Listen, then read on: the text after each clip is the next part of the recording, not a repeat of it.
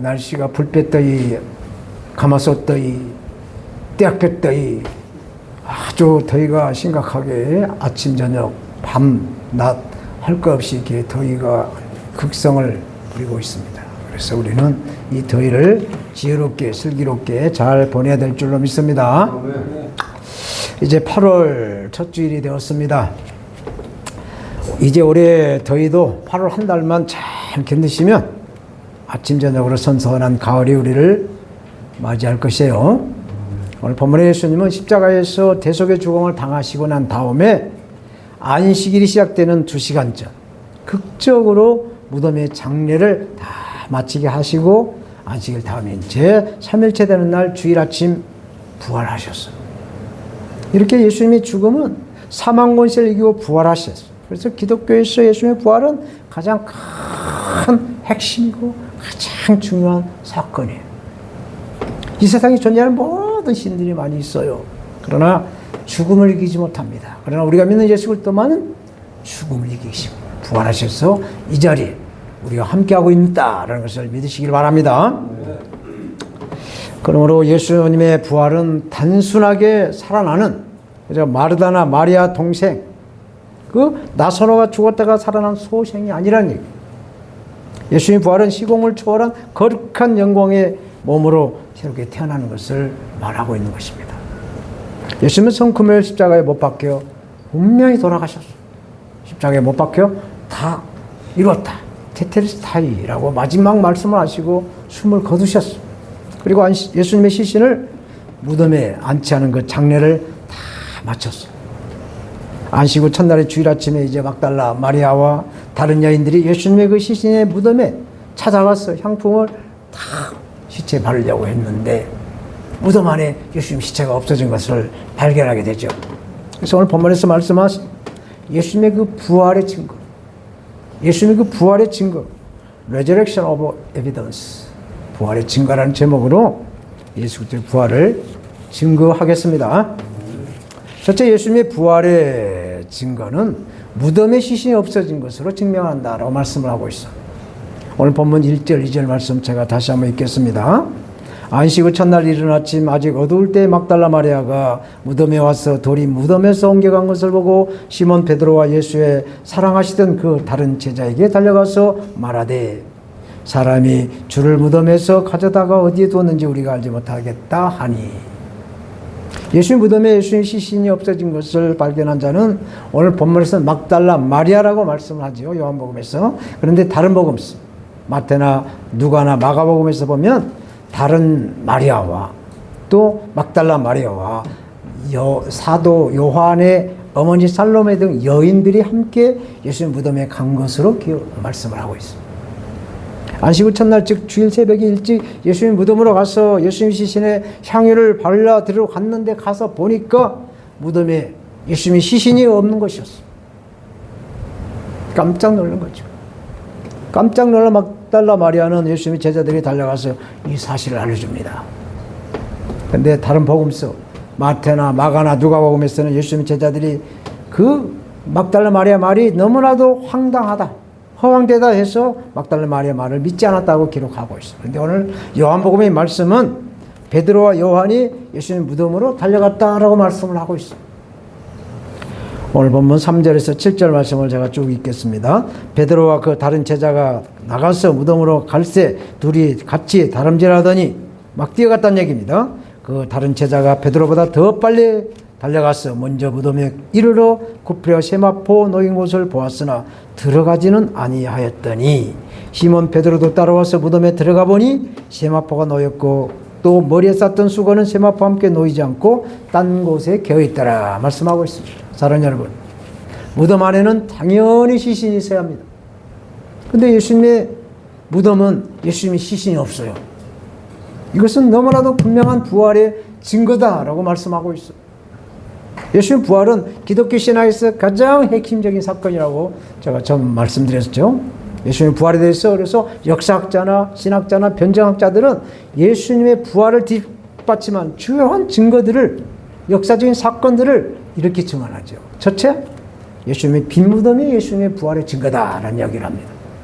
예수님이 대속의 십자가를 지신 후 처형되심으로 아리마대 사람 요셉의 무덤에 안장이 되죠. 그런데 그 무덤의 입구에 큰 돌로 무덤을 막아놨어요. 그래서 무덤 안에서 한 사람이 그 무덤의 돌을 굴러낼 수가 없어요. 너무나도 큰 돌이기 때문에. 그런데 시신이 없는 빈 무덤으로 발견했다는 사실이죠. 두 번째는 막달라 마리아를 비롯한 여성들이 목격한 증언을 예를 들고 있습니다. 당시 유대 사회는 여성들의 법적인 증언은 인정을 받지 못했어요. 그런데 오늘 본문의 성경에서 유일하게 여성의 목격자들이 등장한 것은 역사적인 사실을 인정하고 있다는 것이죠. 세 번째로 예수님과 적대 관계에 있었던 자들이 예수님의 부활을 인정한 것이죠. 적대 관계자가 누구냐? 예수님을 죽이려고 했던 유대교 지도자들, 유대인들, 바리새인들, 이 사람들이 무덤이 비어있지 않았다라고 반박하지 못했어요. 대신 예수님의 제자들이 예수님의 시신을 도둑질했다고 거짓 주장을 한 것이죠. 그래서 예수님의 무덤이 실제로 비었다는 사실을 역설적으로 인정하였다라는 증거를 대고 있습니다. 네 번째로 예수님이 부활하신 후 제자들과 수많은 사람들을 만나 주셨어요. 예수님이 부활하신 후 한두 사람에게 나타나신 것이 아니라는 말씀이에요. 다양한 장소와 다양한 그룹과 개인을 직접 만나 주셨어요. 막달라 마리아와 또 다른 마리아를 만나 주시고, 베드로도 만나 주시고, 또 엠마오로 가는 두 제자도 만나 주시고, 또 11명의 제자 모두를 또 만나 주시고, 500여 명의 예수님에 따르는 제자들을 예수님이 직접 만나셨어. 너희는 천국을 삼하고 간절히 기도를 하라고 당부를 하시고 승천을 하신 것입니다. 그리고 가장 중요한 것, 예수님의 그 부활이 가장 중요한 역사적인 사실은 무엇이냐? 그동안 예수님에게 낙담했던 제자들이 있어요. 그들은 유대인의 왕으로서 예수님이 유대인을 갖다가 로마로부터 독립을 하게 해서 한 자리 얻어 차려고 했던 그 기대의 제자들이 예수님의 그 부활을 보고 목격한 다음에 예수의 복음을 증가하는 전도자로 목숨을 걸고 전도자로 변해 있는 모습을 성경은 기록하고 있는 것이죠. 그래서 사도 바울과 같이 예수님의 그 적대자들이 회심을 해서 복음 증가하는 교회가 시작되었다라는 예수님의 그 부활을 역사적으로 부정하기 어려운 확실한 증거라는 것을 말하고 있습니다. 예수님 부활에 대해 이야기 하나, 설화를 하나 소개해 드리겠습니다. 유대 지역에 요단강이 있는데 요단강 계곡에 세 나무 자라고 있었어요. 이 세 나무가 각자 꿈을 하나씩 가지고 자라고 있었습니다. 첫 번째 나무는 예루살렘 성전에서 제목이 되고 있어요. 성전의 제물이 되어서 수많은 순례자들이 그 경배하는 하나님 성전의 한 부분으로서 하나님께 영광이 되었으면 좋겠다라는 소원을 가지고 있었어요. 또 한 나무의 소원은 바다에 큰 배가 되어서 많은 사람들을 태워 다니면서 예수 그리스도의 복음을 증거하는 사람들이 이 배를 타고 다니는 그런 소원을 가지고 있었죠. 그리고 또 한 나무는 나는 여기 남아서 가지를 많이 번창시켜서 그늘을 만들어서 하나님의 성전인 예루살렘 성전으로 향하는 순례객들에게 쉬어가면서 그늘이 되어주는 그러한 하나님을 사모하게 하는 그런 그 꿈을 가지고 있었습니다. 세월이 많이 흘렀어요. 그래서 예루살렘 성전으로 가고 싶었던 첫 번째 나무는 어떻게 되었느냐? 도끼로 찢겨서 베들레헴의 그 한 마구간 작은 마구간의 구유가 되어서 나귀가 핥아먹는 먹이통이 되어 있었어. 마구간에 팽개쳐진 처량한 신세가 되어 있었다는 얘기. 그의 꿈과 현실은 너무나도 갭이 있었다는 얘기죠. 두 번째 나무는 큰 배가 되어서 바다로 가고 싶었는데 서글프게도 깎여서 조그마한 조각배가 되어서 갈릴리 호수에서 어부들에게 맡겨진 그 생선 비린내가 나는 작은 배로 되어 있었습니다. 그리고 세 번째 나무는 그 자리에서 자라서 많은 사람들이 쉬어가는 그늘이 되고 싶었지만 결국에는 찍혔어. 도끼로 찍혀서 엉뚱하게도 죄인들을 매달아서 죽이는 십자가 형틀이 되고 말았습니다. 사랑하는 여러분, 이렇게 현실에서 꿈이 사라졌다고, 좌절됐다고 해서 우리가 낙심해서는 되겠는가? 인 것입니다. 오늘 본문에 대한 말씀의 설교 제목이 부활의 증거예요. 부활의 증거. 그래서 예수님 만 백성들을 구원하시고자 만왕으로 오시던 날, 하나님이 인카네이션, 사람으로 오신 날, 베들레헴 말구유로 오셨다는 얘기죠.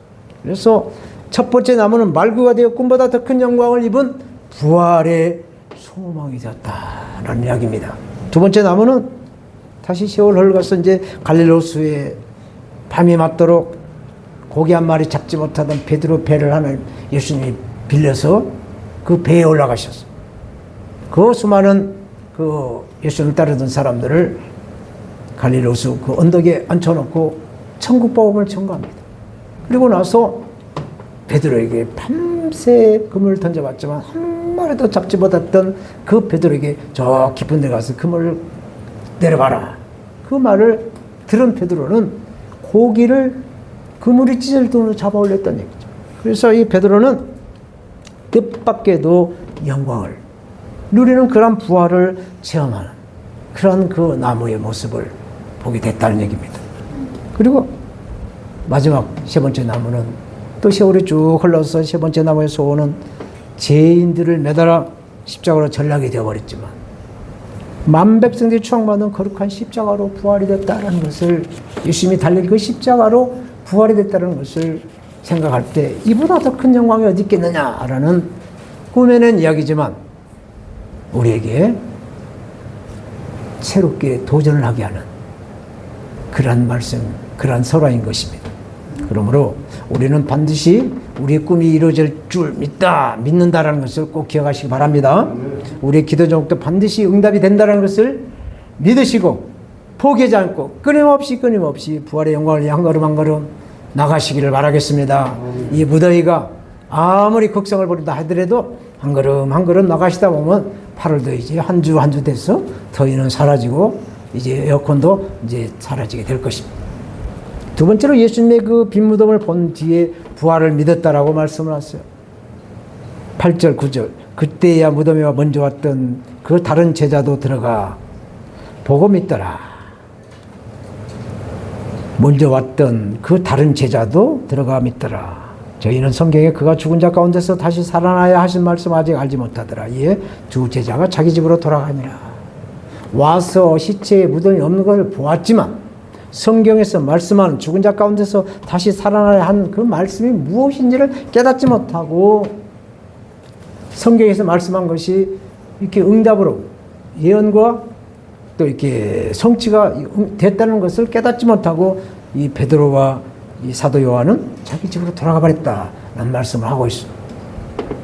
이렇게 예수님께 사랑받은 사도 요한도 예수님 빈 무덤에 들어가서 예수님 몸을 쌌던 세마포 그 수건을 보고 예수님 부활한 것은 믿었어요. 그렇지만 구절의 베드로나 요한은 성경에서 말씀한 죽은 자 가운데서 다시 살아나야 하리라 하신 말씀과 현실을 온전하게 이해를 못하고 있었다는 말씀을 하고 있습니다.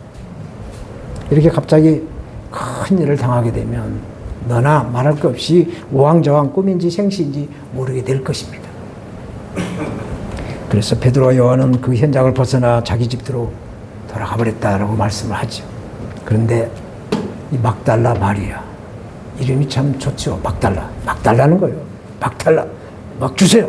막달라 마리아는 예수님의 빈 무덤 앞에 서서 울며 불며 어찌 되었는지 빈 무덤을 확인하다가 천사들을 만나버렸어요. 천사들을.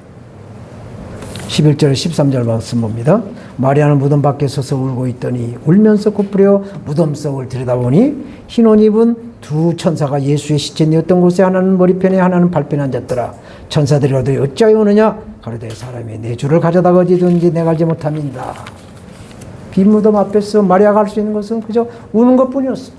그냥 눈물 흘리면서 치맛자락으로 눈물 콜 닦으면서 이렇게 흘리는 것이 아니라 그냥 땅을 치면서 통곡하며 울었다라는 뜻으로 하고 있어요.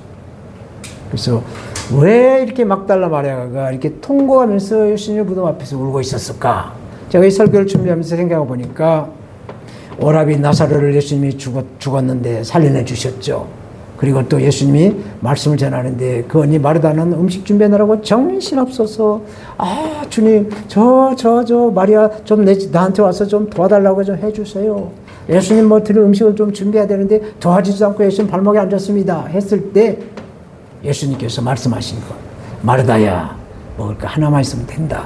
네 여동생 마리아가 너보다 낫다라고 칭찬해서 이 은혜를 입은 마리아가 그 돌아가신 예수님을 다시 한번 생각하기 때문에 더 슬프게 오르지 않을까 하는 생각을 해보았어요.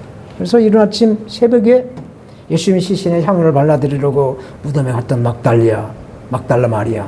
예수님의 그 사모하는 마음이 얼마나 크고 귀한 것인지 우리도 이렇게 막달라 마리아처럼 고귀한 믿음이 있어야 될 줄로 믿습니다. 성령은 사모하는 자에게 임한다고 그랬어. 그래서 우리는 성령을 구하고 성령을 찾고 성령을 두드렸어. 성령의 힘으로 우리 주님 예수 그리스도를 만나시는 복을 누려야 될 줄로 믿습니다. 이렇게 막달라 마리아가 예수님 무덤 앞에서 시신이 없어졌다고 통곡하고 울었지만 만약에 예수님의 시신의 무덤에 시신이 그대로 있었다고 한다면 예수님은 부활하지 않고 그대로 죽은 것으로 되어 있기 때문에 막달라 마리아뿐만 아니라 저와 여러분들도 우려야 될 줄로 믿습니다. 그러므로 천사들이 막달라 마리아에게 물어요. 여자야, 어째서 우는가? 왜 울어? 라고 묻습니다. 막달라 마리아가 예수님의 시신을 누가 훔쳐갔다고 생각할 때, 생각이 꽉 잠겨있을 때 부활하신 예수님이 마리아에게 나타났어요. 그래서 마리아는 예수님이 뭐라고 한 말씀도 똑같이 천사의 말씀이랑 똑같이 예수님을 알아보지 못하고 그저 내 주가 시체 나의 주의 시체를 누가 훔쳐갔으니 그 시체를 어디에 놨는지 알려달라. 그래야 내가 다시 이 무덤에 안치시키겠다라고만 말을 하고 있는 것이죠. 저와 여러분들도 이렇게 믿음 생활을 하면서 또 우려할 일이 있을 것입니다. 이럴 때는 가감없이 통곡하면서 울 수 있도록 울음의 은사를 받아야 될 줄 믿습니다. 또 웃을 일이 있으면 또 함께 웃어줘야 돼요. 사도 바울은 로마서 12장 15절에 즐거워하는 자들과 함께 즐거워하고 우는 자들과 함께 울라라고 말씀하셨어요. 그래서 우리가 애통할 때 통곡의 눈물 흘리시게 되면 전능하신 하나님의 마음이 우리 마음으로 합치가 되어서 우리의 뜻이 이루어갈 줄로 믿습니다. 마지막으로 부활하신 예수님이 어찌하여 여자여 어찌하여 울면 누구를 찾느냐 말씀하시죠. 15절 예수께서 가라사대 여자여 어찌하여 울며 누구를 찾느냐 하시니 마리아는 그가 예수님인 줄 모르고 동산직인 줄 알고 가로되 주여 당신이 옮겨갔거든 어디 두었는지 내게 이르소서 그리하면 내가 가져가리이다. 그래서 막달라 마리아는 천사들이 묻고 부활하신 예수님 물어도 똑같은 대답을 하고 있습니다. 왜? 누군가가 예수님 시신을 가져가서 의심하고 있기 때문에 그 마음에 의심이 꽉 차갖고 있었기 때문에 단순하게 예수님 시체 향유를 발라드리고자 하는 그 목적 하나를 가지고 있었기 때문에 영원히 만나지 못한 예수님의 그 슬픈 생각에 잠겨서 천사들이 와도 예수님이 부활해서 나타나도 그냥 똑같은 말로 누가 우리 주님의 시체를 훔쳐갔나 라고 묻고 있는 것입니다. 그래서 잠언서 4장 23절에 모든 지킬 만한 것 가운데 더욱 내 마음을 지켜라 생명의 근원이 예선함이라고 말씀하십니다. 그러면 우리의 마음의 중심을 잘 가져가고 우리 중심 안에 믿음을 넣어서 예수 그리스도를 믿는 삶을 살아가야 될 줄로 믿습니다. 마음을 주장해야 돼요. 마음을. 우리 생각은 하루에도 12번 바뀌어요. 그래서 이 벽해가는 이 마음 생각을 잘 가라앉혀서 예수를 믿는 믿음으로 살아가야 될 줄로 믿습니다. 오늘 본문 16절에서 18절 말씀 봅니다. 예수께서 마리아야 하시거늘 마리아가 돌이켜 히브리 말로 라보니오 하니 이는 선생님이라. 예수께서 이르시되 나를 아직 만지지 말라. 내가 아직 아버지께로 올라가지 못하였노라. 너는 내 형제들에게 가서 이르되 내가 내 아버지 곧 너희 아버지 내 하나님 곧 너희 하나님께로 올라간다 하라 하신대 막달라 마리아가 가서 제자들에게 내가 주를 보았다 하고 또 주께서 자기에게 이렇게 말씀하셨다 이러니라. 이렇게 막달라 마리아는 이제 예수님 부활하신 예수를 만나서 예수님이 하신 말씀을 제자들이 가서 일러주고 있다라는 말씀을 하고 있어요. 이렇게 부활하셔서 가장 먼저 만난 사람이 막달라 마리아인 것을 우리는 깨닫게 하시고 그래서 막달라 마리아처럼 순수한 믿음, 깨끗한 믿음, 섞이지 않는 믿음, 오염되지 않는 믿음으로 우리는 예수 그리스도를 믿어야 될 줄로 믿습니다. 그래서 우리는 오직 주님의 길로 가는 십자가의 길로 가는 믿음의 사람으로 막달라의 믿음을 우리도 가져야 될 줄로 믿습니다. 이제 말씀을 맺겠습니다. 물에 버물려지는 찰진 그 진흙을 바닥에다 떨어뜨리면 바닥에 착 달라붙어버리죠. 또 유리창을 바닥에다 떨어뜨리면 바싹 깨져버립니다. 그러나 공을 바닥에다 던지면 상쾌하게 팍 튀어 올라가죠. 그래서 멀리 굴러갑니다. 이것을 탄력성, 역경의 주수라고 해요. 공이 위에서 높은 데서 딱 떨어뜨려서 펑 튀어 올라서 멀리 굴러가는 것을 탄력성, 역경의 주수라고 하죠. 다른 말로 고난을 통해서 유익을 삼는다라는 뜻입니다. 고난이 크면 클수록 더 많은 유익을 얻는다는 이야기예요. 성경에 그 어떤 믿음의 영웅들도 넘어지고 실패한 경험이 없는 사람은 한 사람도 없어요. 대표적으로 모세도 그랬습니다. 또 엘리야 선지자도 그랬습니다. 다윗 왕도 그랬습니다. 사도 베드로와 사도 요한도 또 사도 바울도 다 이런 이 고난을 다 겪었어. 사랑하는 여러분, 험한 산을 오를 때 산악인의 진가가 나타난다고 합니다. 뱃사공의 진가도 풍랑이 나타날 때 그 뱃사공의 노하우가 나온다는 얘기죠. 마찬가지로 믿음의 진가는 환난과 시련, 어떤 도전을 받을 때 나타난다는 얘기입니다. 그래서 믿음의 심지가 깊은 믿음의 사람은 어떤 시험과 환난이 다가와도 폭풍이 다가와도 믿음 하나로 굳게 지키는 것이죠. 눈물로 기도하면서 부르짖어 통곡을 할 때 하나님의 마음이 움직여져 간다라는 것입니다. 그래서 고난을 받을수록 더 납작 엎드려서 하나님 앞에 기도하는 것이죠. 오늘 본문에 예수님의 수제자 베드로와 요한은 예수님과 3년이 넘게 동거동락을 했어도 예수님 빈 무덤을 보고도 부활하신 것을 알고도 성경에 죽은 자가 살아나라는 말씀을 깨닫지를 못하고 집으로 돌아가 버립니다. 그러나 막달라 마리아는 끝까지 무덤 앞에 남아서 통곡을 하며 슬픔의 눈물을 흘릴 때 천사를 만나고 또 부활하신 예수님을 만났다라는 말씀을 하고 있습니다. 저와 여러분께서도 부활하신 예수님을 만나셨어.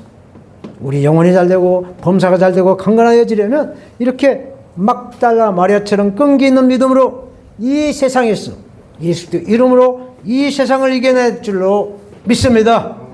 그래서 마귀의 사탄을 멸하러 오신 예수님을 굳게 붙잡고 세상에서 들끓고 있는 마귀의 세계에 마귀를 밟고 일어서는 우리 모두가 다 되어야 될 줄로 믿습니다. 아멘.